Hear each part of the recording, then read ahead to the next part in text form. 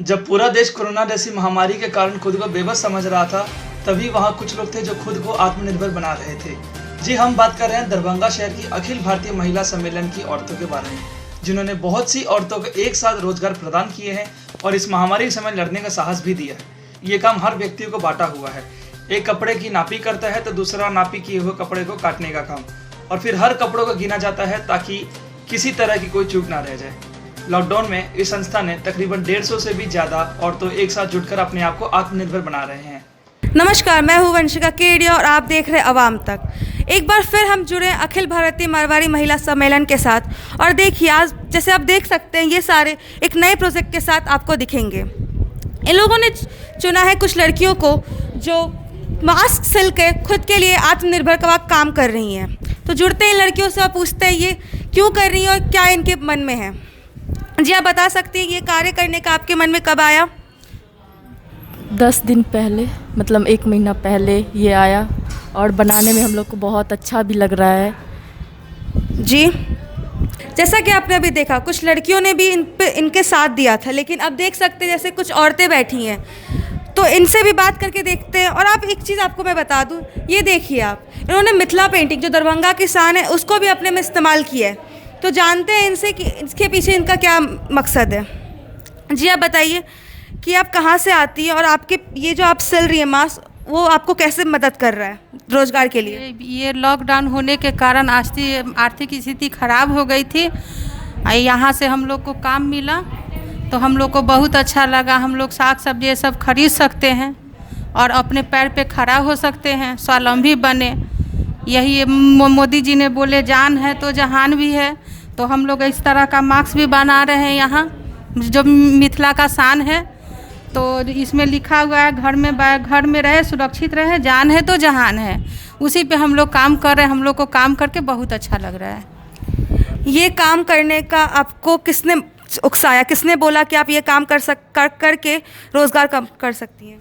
ये काम हमको मधु सरावगी भाभी ने दी है, जो लॉकडाउन में घर में बैठ करके आदमी को परिस्थिति ख़राब हो गया था।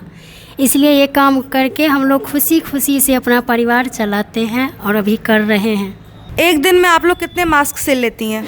200-300 सेल कर लेती हूँ और अच्छा से काम करती हूँ।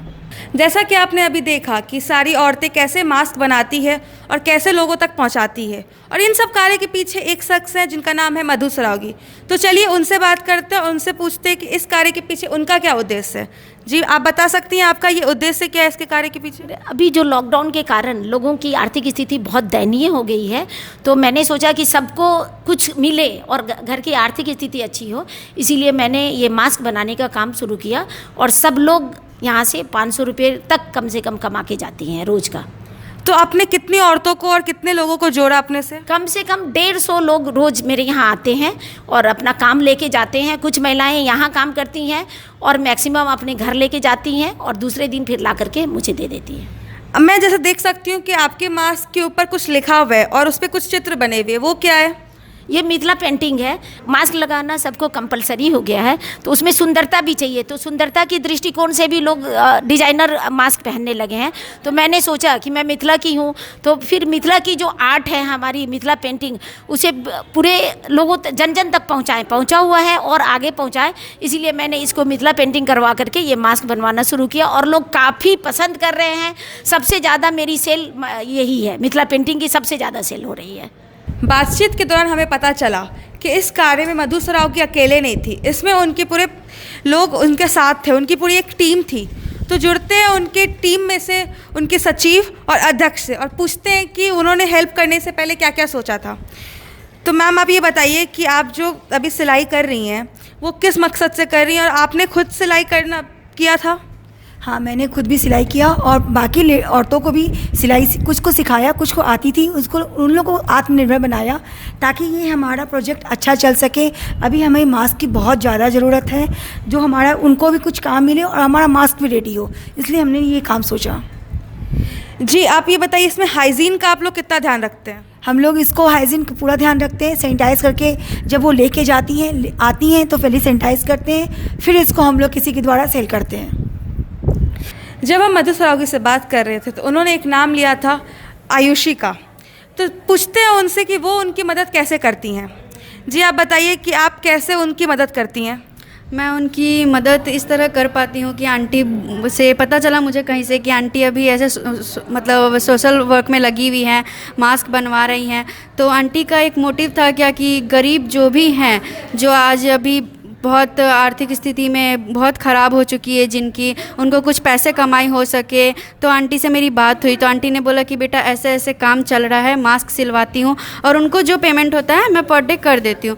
तो मेरे भी नज़रिए में बहुत सारे, जहाँ पे मैं रहती हूँ शुभंकरपुर में, बहुत ही गरीब लोग रह रहे हैं जो कि अपने मतलब आत्मनिर्भर नहीं हैं। तो उनको एक रोज़गार भी मिल गया और वो डेली सिल के देती हैं। मैं यहाँ से करीबन 2-2 हज़ार 2.5 हज़ार पीस ले जाती हूँ डेली, और हर दिन को वो लोग को डिस्ट्रीब्यूट करके, मेरे साथ भी मतलब 10-15 महिलाएं काम कर रही हैं, उन लोगों को डिस्ट्रीब्यूट करती हूँ। वो लोग डेली का 50-100 बना के ला के देती हैं। इसमें आपको कुछ और बेनिफिट हो रहा है कि नहीं?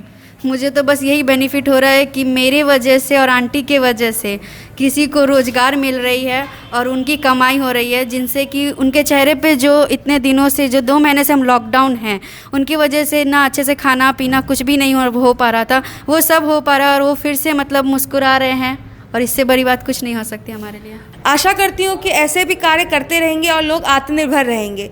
यहाँ पे लोगों ने, जैसे आपने देखा कि आत्मनिर्भर कार्यों ने कोई गलत मतलब ना निकाल के खुद के लिए खड़े होना सीखा है। तो आज के लिए मैं विदा लेती हूँ। कैमरामैन सृष्टि के साथ मैं वंशिका, अवाम तक, दरभंगा।